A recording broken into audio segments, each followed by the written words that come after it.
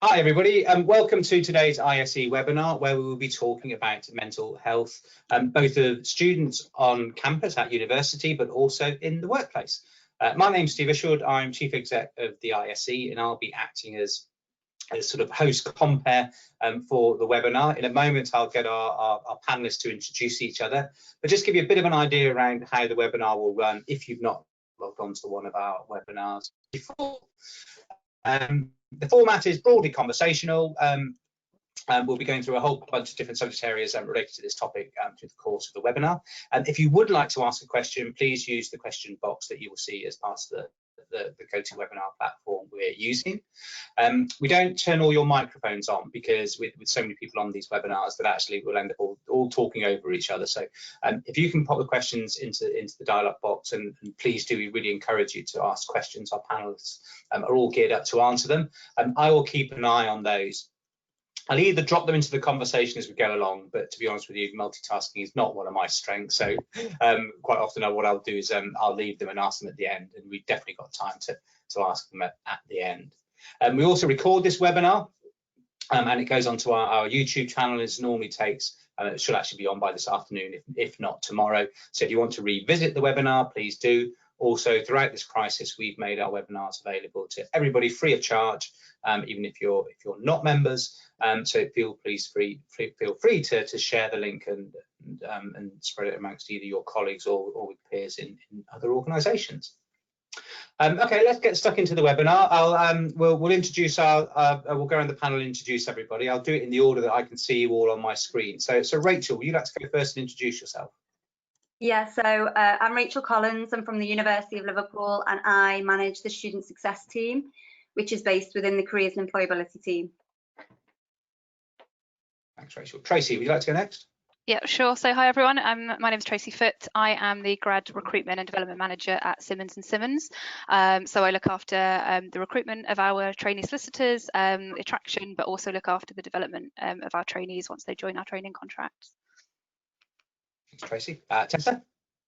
Hi everybody, so I'm Tessa McEwan, and I've spent many years in early talent. I spent some years as graduate recruitment manager at KPMG before founding Developing Talent to support clients with early talent recruitment and development. And 5 years ago, I began specialising in resilience and stress management training and mental fitness coaching.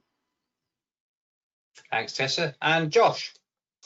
Hi there, my name's Josh Farquharson. I'm a trainee solicitor at Simmons Simmons. Been working at Simmons Simmons just over 9 months now.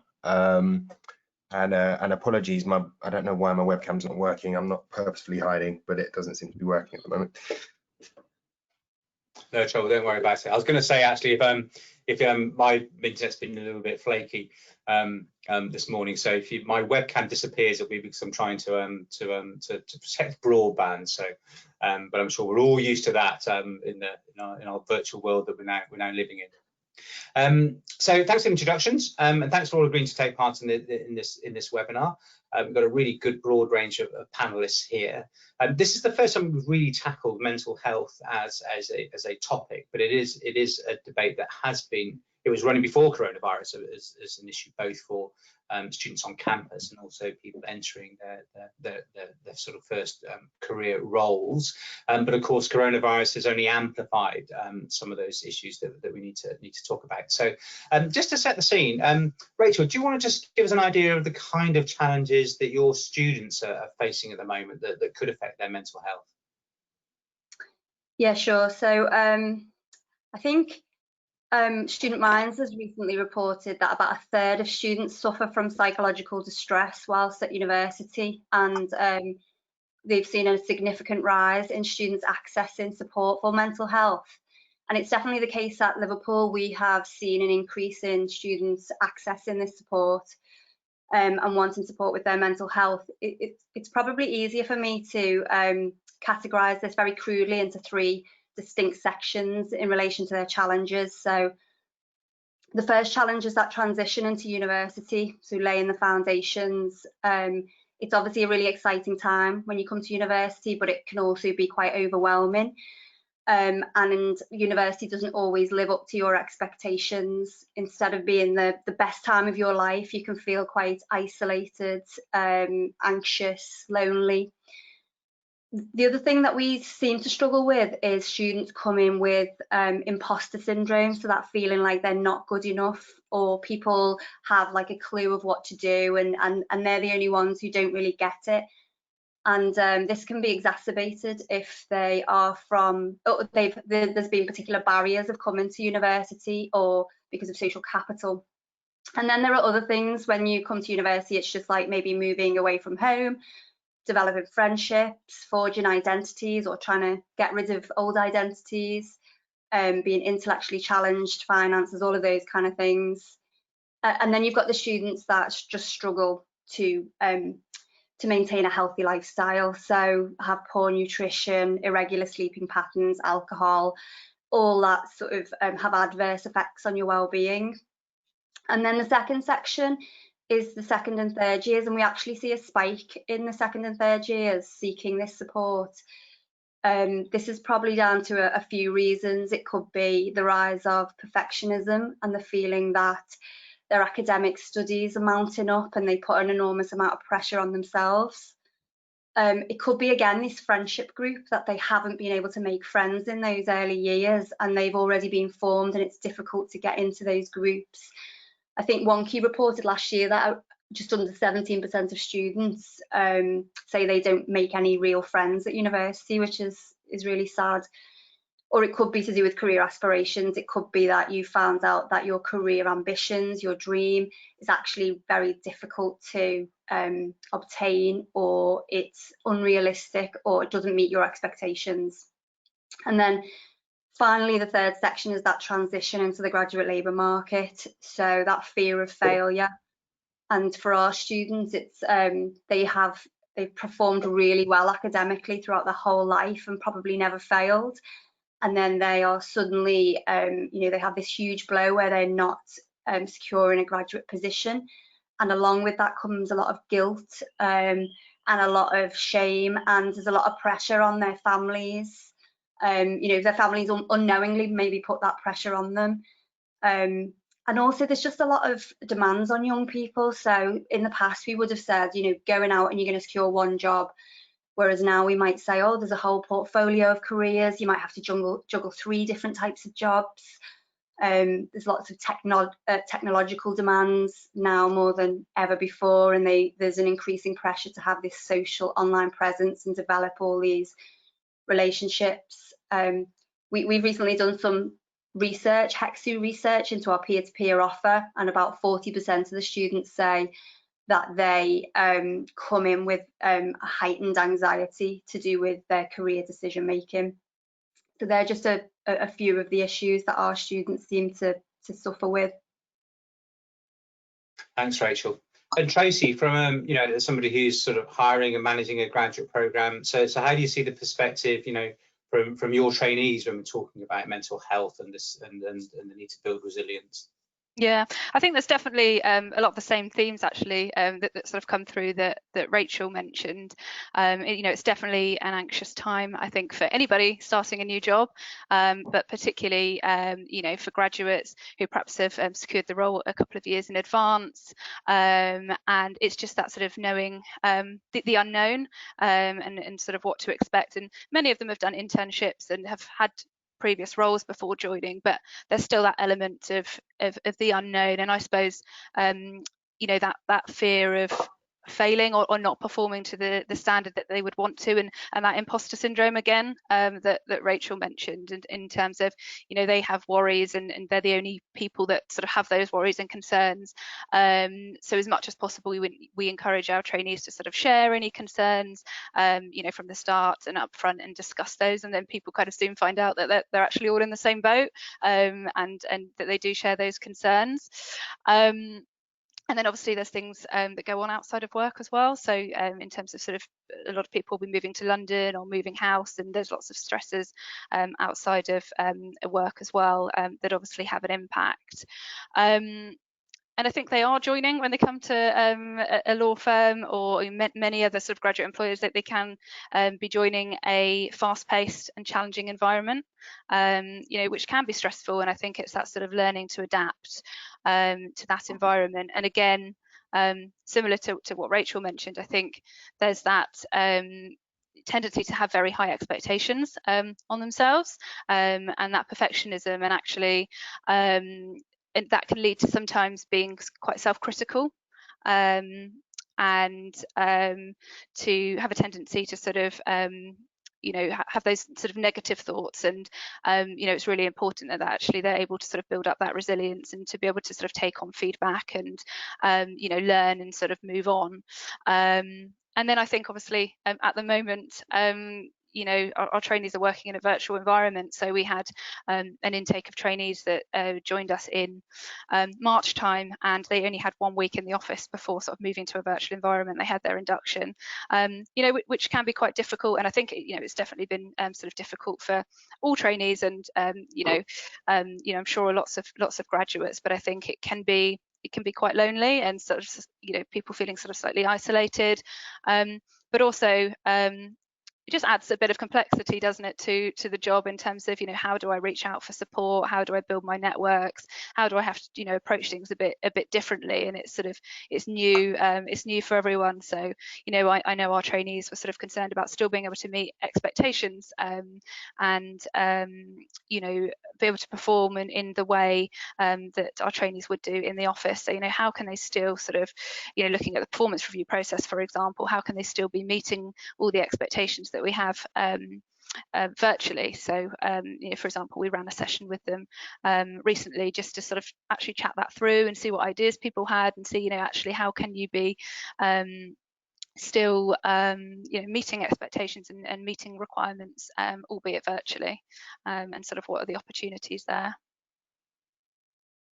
Thanks. Yes, the idea of starting a new job is daunting enough, but starting it in a situation when we're all virtually, all working virtually, must be a real challenge. That was great, Tracy and Rachael. Thanks very much. That's a really good job of setting the scene for us. Tessa, I thought it'd be good to sort of hear about some of the background to this, the whole debate around mental health and neuroscience, etc. So I wonder if you could explain for us a little bit around what is neuroscience, and why is it relevant to early careers mental health? Yeah, sure. Thanks, Stephen. So neuroscience is a field of research that seeks to understand more about how the brain works, so how it's structured and how it functions. And it was only in the 1990s that we have MRI scanning technology that researchers use to see detailed images of the brain, and that also enabled them to measure blood flow in different areas of the brain, which indicate which bits are being activated when people are thinking certain thoughts or doing certain activities. So there are now 50,000 practicing neuroscientists who are working to improve our understanding of what is the most complex thing in the known universe.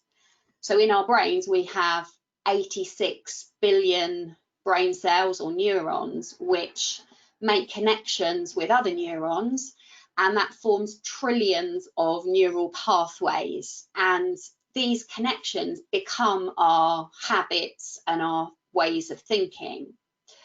So in terms of why is this relevant to mental health? Well, what we're learning about neuroplasticity is really important. And neuroplasticity is the ability of our brains to make new connections. So when we learn something new, for example. So we used to think that our brains were pretty fixed and static and just declined as we got older. But we now know that the areas of our brains that we use the most, in effect, grow. And we can teach people to change how they think and how they feel via where they place their attention. And we never really realised the extent to which we can do something about mental health issues ourselves We're just really very much at the beginning of this journey.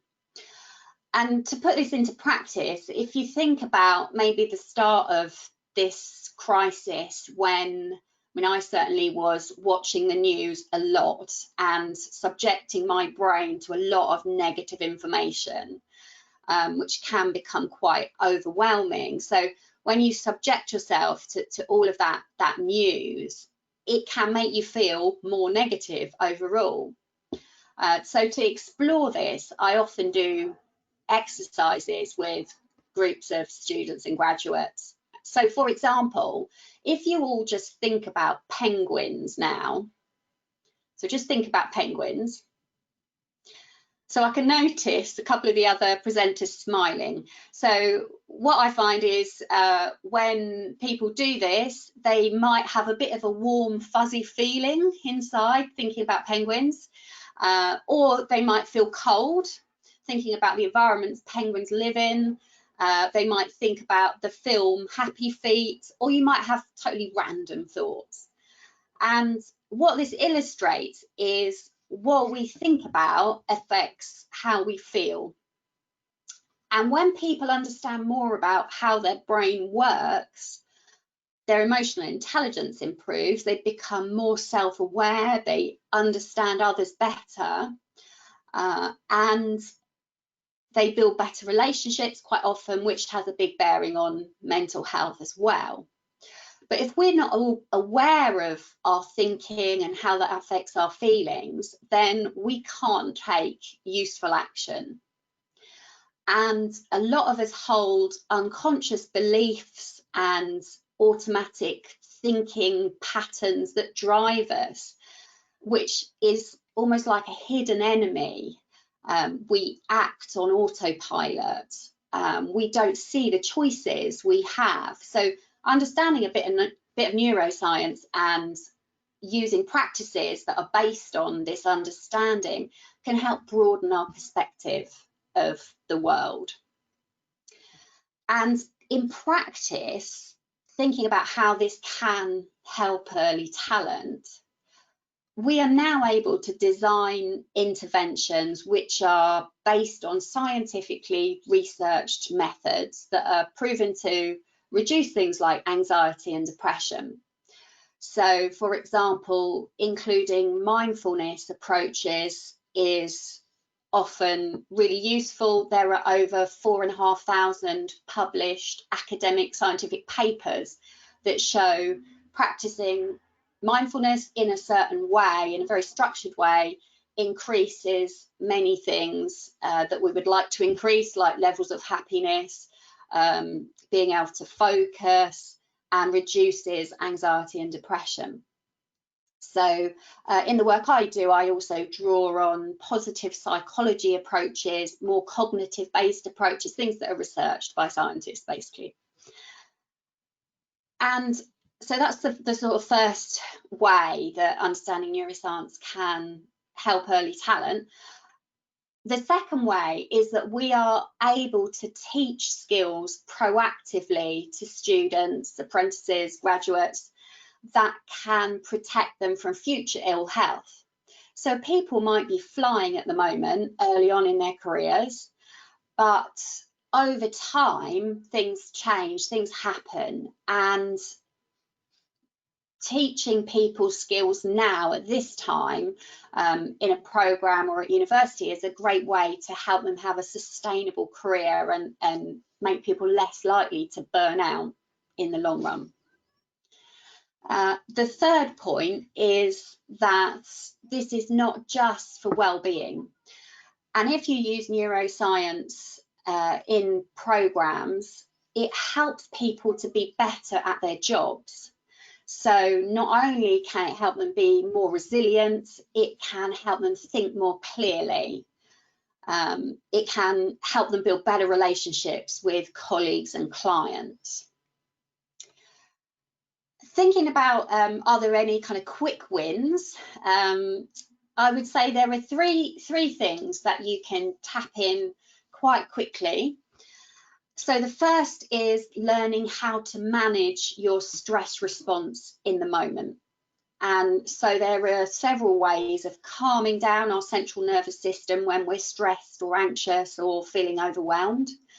One of the ways we can do that is through breathing techniques. And when humans sense threat, our fight or flight response kicks in, and it's activated to keep us safe. So that's called our sympathetic nervous system. And one of the things that we have learned from neuroscience is that the brain doesn't know the difference between physical immediate threats to our life, like the fact that we're about to get run over by a bus, or we are being about to be attacked by a saber-toothed tiger, for example. It doesn't know the difference between that kind of immediate physical threat and social threats. So social threats are things like feeling left out of the team. So that could be quite common, as Rachael, Tracy have mentioned, students in a time of transition anyway, maybe feeling isolated. In coronavirus, working from home, high risk of you feeling more isolated. So students, graduates might be facing that kind of social threat at the moment, and our brain doesn't know the difference between that and physical attacks. Other kind of social threats might be feeling like you're being treated unfairly, differently to other people, having no control over your work or what happens to you. So this is based on the research by David Rock of the Neuro Leadership Institute. And it's a really good model. The SCARF model is a great thing to look up if you're interested in this area, as a bit of a checklist. What can you do to make early talent feel safe and secure right now? How can you minimise these social threats?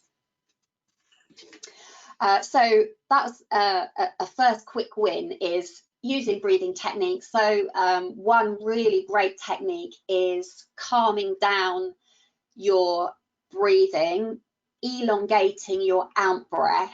So there's a technique called 4-6 breathing. If you breathe in on a count of 4 and out on a count of 6, what that does is slows down your breathing, and it kind of tricks your brain into thinking you are calm, because when we're calm, generally we breathe deeper and slower. So that's one sort of quick win.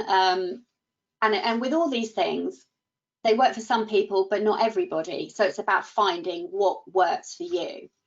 A second good approach is gratitude. So when we get stuck in a negative mindset where we're worrying a lot or catastrophizing, so things like, I'm worried I'm going to lose my job right now, or it's a terrible time to be graduating right now. It's the worst time since the Great Depression. I'm never going to get a job. These kind of thoughts, we can get stuck in those thinking patterns. And gratitude is a scientifically researched way to combat that negative thinking pattern and trains us to be more optimistic. So the negativity bias means that we are 5 times more sensitive to negative information than positive information. It's like we're scanning the horizon all the time for the dangers that are about to come and attack us. That's our survival instinct. So Mother Nature hasn't designed us really to be happy. It's designed us to pass on our genes to the next generation. But we can combat this negativity bias by bringing to mind what is good in our lives deliberately every day. So the 10-finger gratitude exercise is a great thing to do every night before you go to sleep. Just count on your fingers 10 things you're grateful for, big things, little things. And the more you do that, the more you prime your brain to notice positive information. And then my final top tip is self-compassion. So the act of being kind to yourself and treating yourself like you would a best friend. So often we don't prioritise looking after ourselves, and we unconsciously deprioritise deprioritise this, because we tell ourselves we're too busy, I don't have time to stop. So just learning to give yourself permission to pause and look after yourself can be really powerful. One of the biggest benefits that people often report when they go through programs of mental fitness training is that it teaches you to manage your emotions better. But this takes a bit longer. This is not a sort of quick win. It takes a little bit of practice, and suppressing your emotions takes a lot of energy. It can divert energy away from problem solving, but learning to manage your emotions can be really transformational for a lot of people. So just finally, we can teach people to improve their mental health and build their resilience, but the biggest benefits come from bringing those practices into your daily life, and creating new sustainable habits is often where people struggle. So that is where they need support to create these new neural pathways so the behaviour becomes automatic. And I mean, in terms of the future, if in the 1950s, if you told your family you were going to go out for a run, they would think you were mad. And just as physical fitness is accepted as good for everyone today, I think mental fitness will become in the future. The trick's finding the right approach for each individual and using the small amount of quality attention that we have at our disposal every day, because we get so easily distracted, treating that as a precious asset and training early talent to use that attention wisely. Thanks, Tessa. That was a really good summary. It reminds me of a tip I read a little while ago about when you're feeling a difficult situation. It's just to imagine, just tell yourself, I'm not having a spear thrown at me and the lion's not trying to bite my leg off. How bad can this be? And actually, I found if I remember to do it, it does actually work. It's kind of because it reminds you that's what your system is geared up to be doing. And yes, and that particular threat you may be facing is not quite what your system might be thinking. Yeah. Absolutely. Just a quick question before we move on to sort of say, because sometimes I think some of the mental health techniques, they sound a bit like a formula. So that's not to say they don't work, but it's almost as if, right, that's a shopping list. I'll apply that shopping list and I'll read a book about it and then I'm fine, I'm done. But towards the end of what you're saying, I was getting the impression saying, you do need to train your brain to do this over a period of time. It isn't as simple as just a tick list that you follow.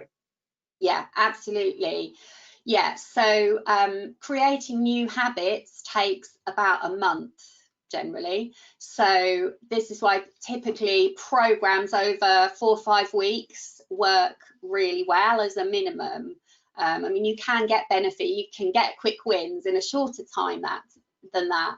But if you want to actually, at a cellular level, change how you react to stress, then practicing daily, even just for a couple of minutes a day, just stopping and doing something differently can have a big impact.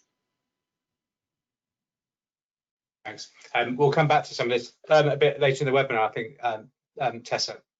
Rachel, can I just turn to you now? So you outlined earlier the issues that your students are facing, but also you've got thousands of students at Liverpool, and it's a very large organisation with different departments, etc., etc. So what actually is the setup at Liverpool University to deal with these issues? So we have a central student welfare advice and guidance team who deal with all non-academic issues, which includes mental health support. And as I said earlier, there has been an increased demand on the services for this kind of support for students. Equally as important to our institution, though, are the students who don't present themselves and who actually suffer in silence. So about 18 months ago, we created a new team, the Student Success Team that I manage, and this team was set up to focus on the student experience, the whole experience, student journey, and to focus on things like transitioning, belonging, well-being and success. we kind of understand that it's sometimes the little things, like you said, it's a big institution, and sometimes teams are working in silos and things fall through the gaps, and students, that can sometimes be at the detriment to the student. So we try and create, we try and support student welfare advice and guidance. We try and set up and create opportunities to allow students to connect and navigate their landscape and feel and control themselves. Sorry, I had myself on mute then. So what kind of specific interventions do you then put in place to help students? Yeah, so the best way that I describe the student success team is by using Maslow's hierarchy of needs, if people are familiar with that, and focusing on, we obviously sit within the careers and employability team, but we very much focus on the psychological needs. With the idea that we can't expect students to go out into the graduate labour market and succeed if they feel really low in confidence, or we can't expect them to be ace at networking if they feel isolated amongst their own peer group. So we create a number of projects, initiatives that will support either large groups or niche groups. We have a very we have a lot of emphasis on our peer-to-peer approach at the University of Liverpool, and we feel like empowering students to support one another and share experience really instills a sense of community, which is quite inclusive and accessible. And we've created several roles for peer-to-peer. So we've created things like career coach, we have digital coaches, and we have peer mentors. This year we have recruited more peer mentors than we've ever recruited, and they have formed part of a framework called Road to Success. And they sit alongside the academic advisor and the student experience teams, and that is really to help the student understand, to provide clarity around who can support them, when and where and how. And but essential to that framework is the students. They're the fourth pillar, and they are very much in their driving seat, and we put emphasis on them being accountable, I guess, for their own, being in control of their own sort of student journey, and being accountable for their successes and their failures. So we support the students, the peer mentors. We obviously do the usual things like the one-to-one, the vlogs, the blogs, but we've created a series of mental strength sessions, pretty similar to what Tessa was saying around mental fitness. We try and focus on the areas such as resilience, developing grit, how to successfully fail, and how to develop a growth mindset. The students, the peer mentors, either do this alone or they do this collaboratively with colleagues across the institution. And we also ask students what they want. So they might be really simple things that they struggle with and that sort of stress them out. Things like how to manage their time, work-life balance, how to organise their workloads, how to connect with people. And then the other thing that we've done is we've used the Student Minds Mental Health Charter, and we align some of our work to the units in that, and we've created a mental strength model that we use to support, to alleviate the work that the student welfare and advice and guidance does. So it's very focused on the preventative side of mental health. So if we look at a scale, we're probably at the low end of the scale around issues of low-level anxiety, belonging, isolation, the things that we think that we can maybe reframe in a student's minds, and then we leave the experts to look after the students as they should. And those students help us as well with a year-long welcome. So we don't just welcome students at the beginning and then be like, see you at graduation. We actually have a year-long welcome, which is all about making the students constantly feel at home and feel connected with either their peers or the local city. And it's very much around acknowledging the things that are important in their life. So, it might be international students celebrating particular festivals, but our peer mentors will be central to that. And then finally, we also create some workshops around that transition into the graduate labour market. So things like workshops on how to deal with difficult conversations, confidence versus arrogance, generational differences in the workplace. Again, all that kind of expectation setting before they actually go, and then they're sort of faced with this and they weren't expecting it. We've recently become a part of a community of practice that's led by grad consult and student minds, and they're really sort of shining a spotlight on this. And you know, we're just the tip of the iceberg. There's a lot of good collaborative work on that whole creative solutions to support students' mental health and anxiety going into the workplace. Thanks, Rachel. It sounds like a very, very comprehensive approach. Tracy, from an employer's point of view, it's interesting. Tessa mentioned that when she was talking around how this is still a relatively new subject, although we are talking about it a lot more. So I just wondered how you approach this particular subject. I mean, we'll hear from Josh in a minute, but I was interested about, you know, from your point of view, how you go about just getting the conversation going, really, I guess. Yeah, sure. I mean, we try and do it as early as possible. So we have what we call our Compass Development Programme, which is our soft skills training programme for our trainees, and it actually starts a year before they join their training contract. And there's sort of a year's schedule of sessions where they come into the office, and you know, we approach it from day one in terms of you know, well-being being extremely important, and it, you know, will be looking after their well-being will be extremely important to them during their role. And then I would say, you know, right from induction, it's something that we pick up again on day one. So talking about the different resources that are available to trainees or to anyone throughout the firm.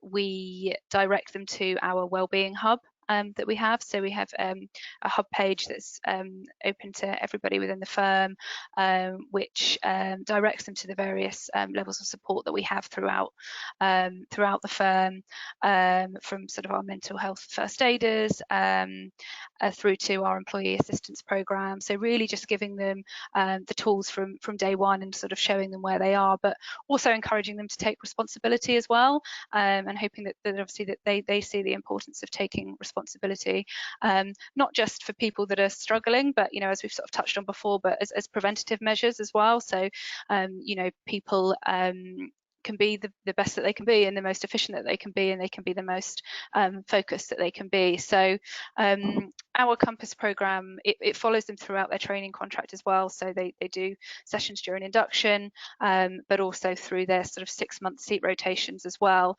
And we try and sort of touch on it throughout in various different ways and various different topics. So for example, in induction, we do talk about the imposter syndrome and you know, talk about sort of thoughts that people have about you know, joining and sort of sharing and sort of supporting each other, which I think really helps, actually providing that support network amongst the trainees themselves. And then we have, for trainees that want to kind of delve into it a little bit deeper, we have our mental fitness program, which we put together with Tessa, who ran a 4-week program for those that wanted to be involved and sort of wanted to find out a little bit more about exploring the subject and techniques that could possibly help them. So we ran a taster session for all trainees, just to kind of give an idea of actually, you know, what would it involve and some of the different techniques, and then we opened it up to anyone that actually wanted to go on the 4-week program, and yeah, so find out a little bit more, and that is really focused on people sort of finding out what works for them, exploring different techniques, and you know, building their own sort of plan that is going to work for them, and that they can take forward, and that's going to be realistic for them. And then obviously not every sort of you know, technique is going to work for everybody, so I think it's a really good way of sort of exploring that. And again, it's around that sort of topic of mental fitness, not necessarily for those that are struggling, but actually, you know, how can you use this program to actually be the most focused that you can be the most resilient, sort of come back from setbacks, techniques, etc. So that's worked really well. I'm sure Josh will talk about it a little bit more as well. Yeah, I guess, I mean, there's no hiding the fact that being a corporate lawyer is a tough job. You know, it's not an easy job of no pressure and short hours. I guess is it. Are there particular areas of mental fitness that you do focus on, and specific interventions that you make? I think we encourage some trainees to share sort of anxieties and concerns that they have, and sort of negative thoughts, and thinking about sort of cognitive behavioural techniques. And we talk a lot about stress, and what are people's sort of personal flags of stress? How can people recognise their own stress? But also, how can people, what are the different techniques, and what sort of techniques are people adopting now, and what potentially they could do in the future. We also sort of focus on control, and what can trainees actually control, and encouraging them to focus on things that they can change.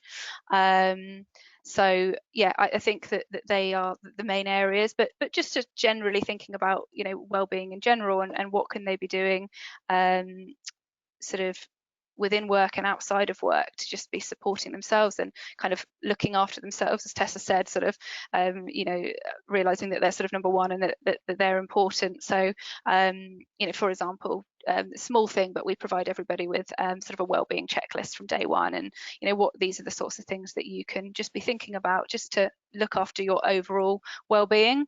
So I think we look at it quite holistically, and sort of approach it quite widely.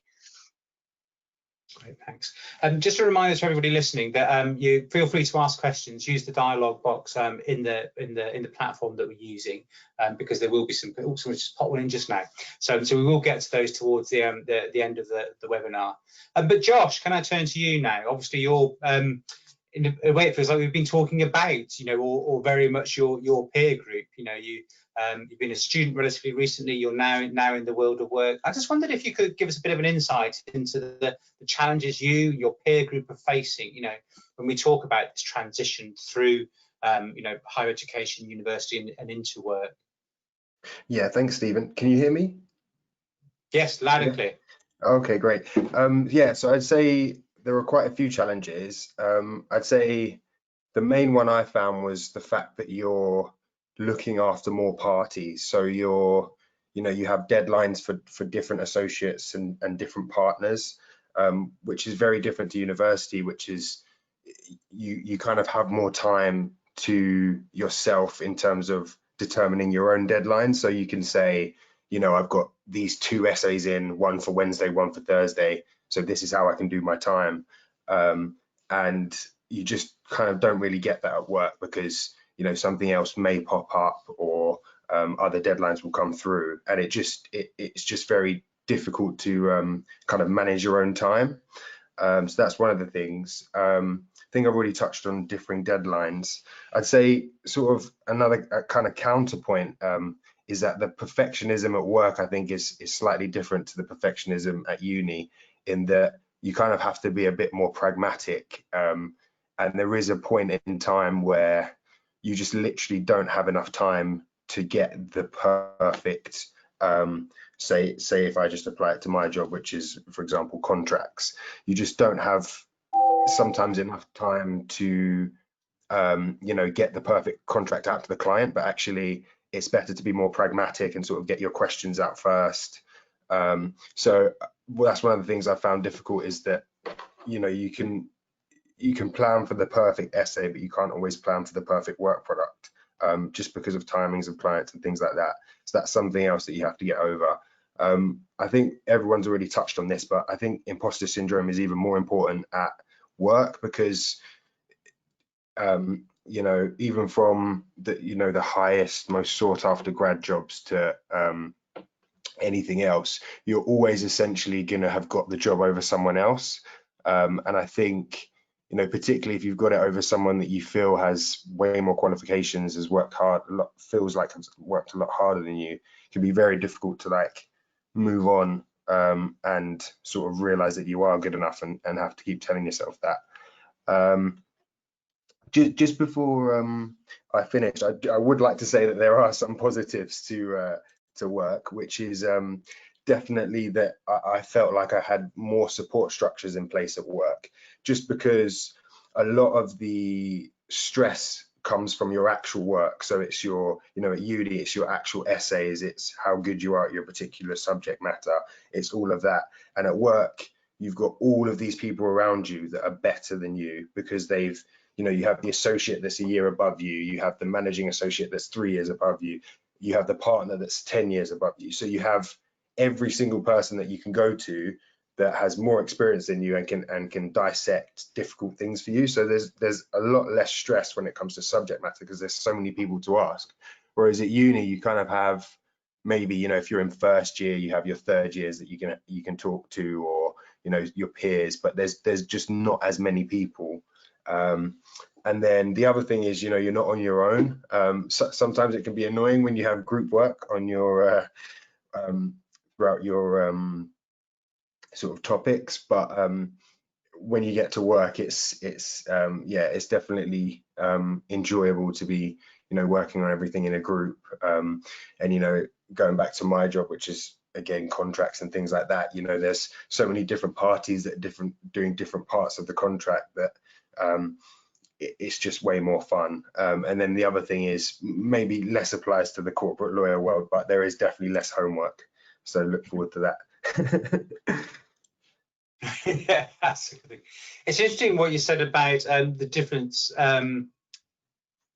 between sort of studying and working, because it's something that we say when we're talking to students, and academics don't often like to hear it, actually, because sometimes it's saying that the answer or the method of work that gets you a first, when there is there's almost no constraint on the amount of hours you may put into it. It's quite different to the methodology when in a work-based environment, you've got limited time, limited resources, limited cash, and I guess in your world there's only so much of your time one of your clients will pay for. And that's quite a different kind of, I guess, underpinning to the work, isn't it, in the workplace? Yeah, definitely. And I'd probably say, not that I want to admit this with a member of my grad team here, but probably say that 70% of my essays were probably done kind of last minute at university, and that's kind of when I got my adrenaline. You get the monster drinks ready, and you kind of get in for an all-nighter. But at work, you don't always get that opportunity because you'll say, oh, okay, I'm going to do this ready tonight, do it for tomorrow, but another deadline might come in, or you'll then be tired for the next day, and then you might even have something more important to do. So you really just have to be a lot more pragmatic, which is a challenge. Yeah, it's really, well, I don't think my doing things at the last minute has totally escaped me from my student days. I'm still a little bit guilty of it, I guess. It's obviously you've been a student as well, and we've heard from Rachael at University of Liverpool. As a kind of a subject area, is it something you think that people are talking about a lot more? I mean, obviously, when we talked about the work context, is this something kind of the whole idea of mental fitness, mental health, something that you were made aware of once you were a student? Is it something you think your peer group is talking about more? So I'd caveat this with the fact that I'm 29, so I think so I left undergrad in 2012, and I left my postgrad in 2015. But I would probably say at the time there wasn't really that much at university in terms of thinking about mental health. But as I got more into work, I think, which was kind of sort of in the last 2-3 years, I think there's been a sort of more emphasis on it. I think also, given the situation with COVID and just generally virtually working, I think the more that you virtually work, the more that you have to be aware of how your mental health is affecting you, because it can be sort of very difficult to understand why you're feeling anxious at the time. And then you realize, for example, well, I haven't spoken to anyone in real life for 6 hours.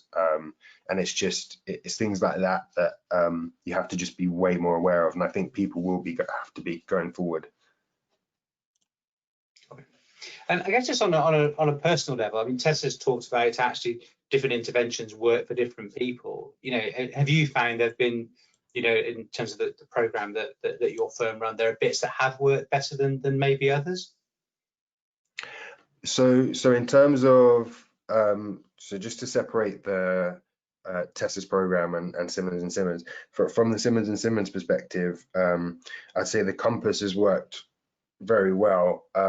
One of the main things that we get out of it, I think, is it's just time to talk to your peers, because, you know, we're all trainees, but we're all in sort of different departments, working quite hard, and it can be very hard to find that time to sort of sit down in a shared space and talk to each other about our issues.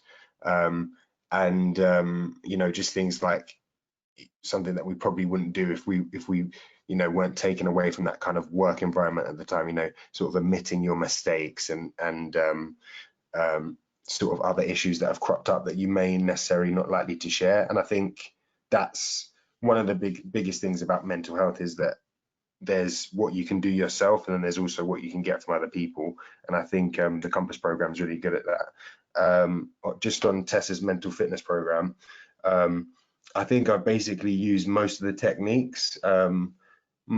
Most of them, I see them can be taken to be kind of just settling your mind and thinking about things that are sort of kind of less important than what's going on around you. So that, you know, just for example, taking time to just sit down, feel where you are, and all those breathing exercises. I'm a kinesthetic learner, so I like to move around a lot. So I found that a lot of the activities that I've done, I've just incorporated into movement. So one of the techniques is, you know, you sit down and then you see which parts of your body are touching the floor and things like that.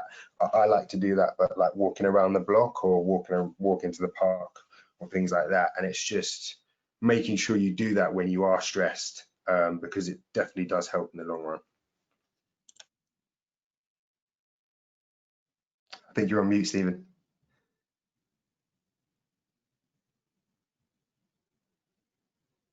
Yeah, I'd agree with that. Getting out, even just, you know, we're stuck inside so much, just going out for a walk for 5 minutes at lunchtime is a key thing. Thanks for that, Josh. Tessa, just turning to yourself now. I mean, we've heard both from Rachael and from Tracy about the programs they run. We've had an insight from Josh in terms of what it actually means like to be a participant in all this.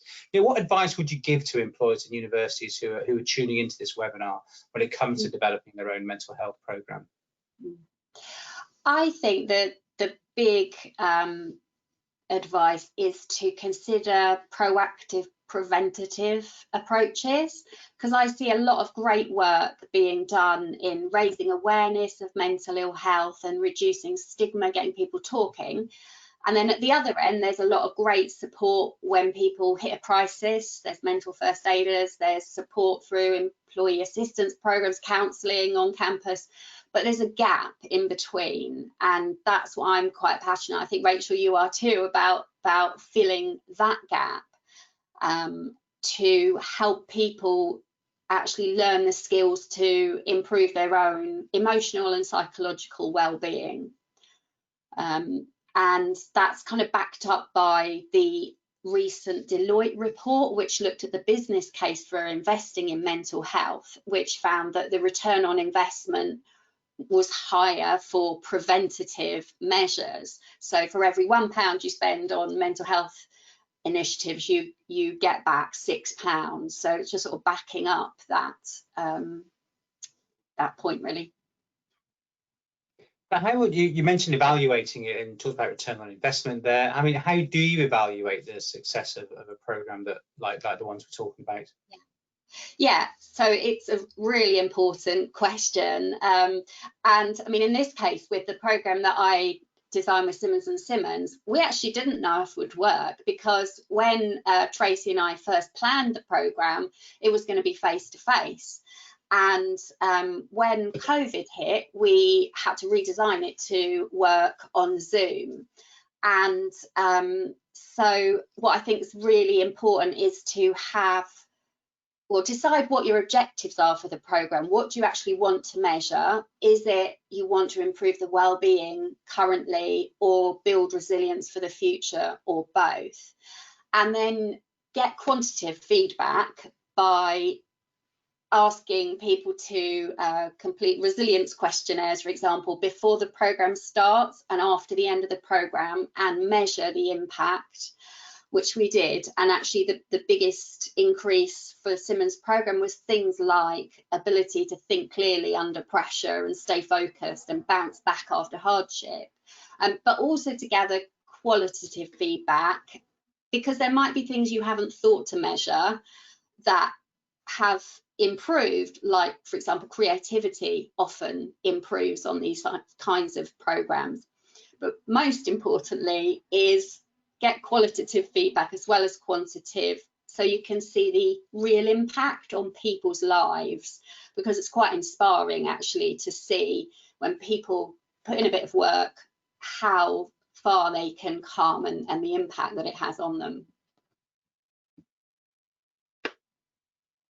Yes, because it's that individual experience which is at the heart of this. Yeah. I've just had one question from the audience, and it's for you, I think, Rachel, really, which is, how can University Career Services stay up to date with the mental health challenges students and grads are facing? You know, as they're particularly as they're transitioning into work. So I guess it's how do you keep abreast of what actually is happening to students, and particularly as they're coming up to leaving university.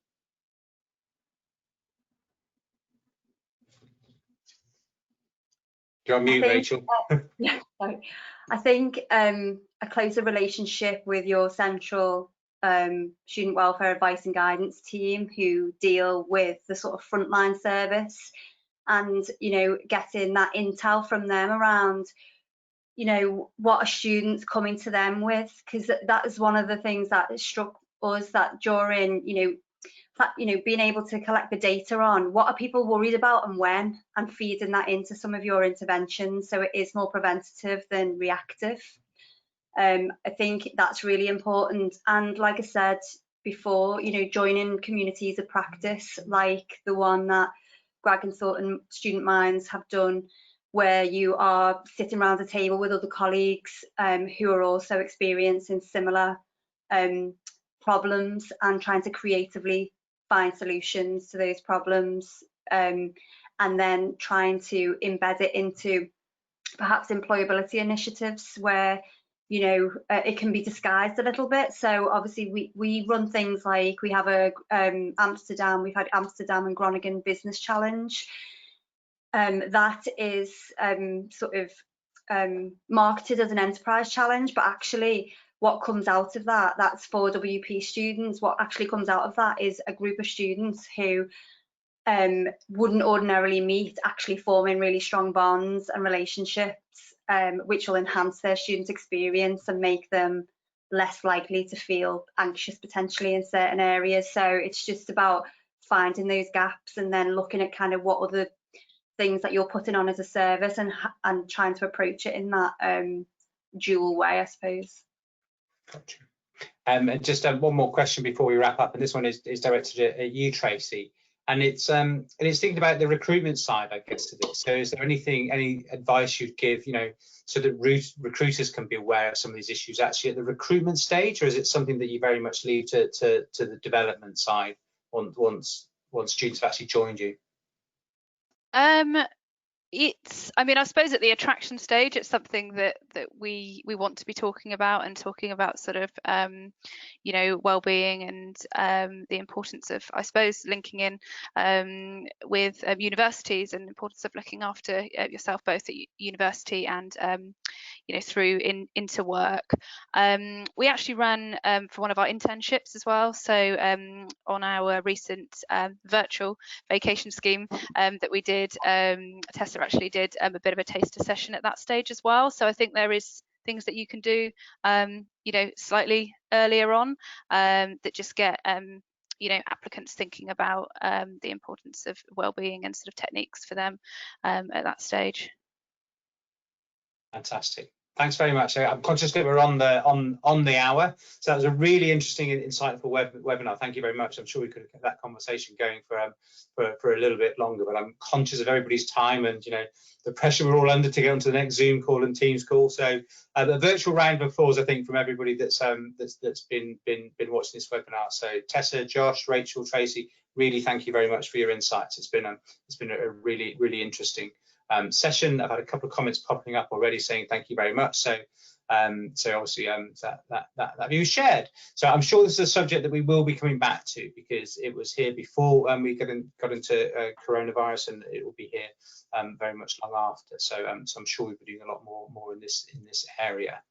As I said at the start, this webinar is recorded, so if you want to go back over it, you'll get a link, so you'll be able to do that. Also, feel free to share that link if you've got sort of colleagues or peers that you think would be interested in this subject, and also lots of other areas around recruitment, development, what's happening at HE. We cover a lot of that, and also our other webinars and podcasts. So please feel free to tune into that library and look out for future events. So a final thank you from me to all our panel, and I hope the rest of you all enjoy your day. Thank you very much. Thank you. Thank you. Thanks.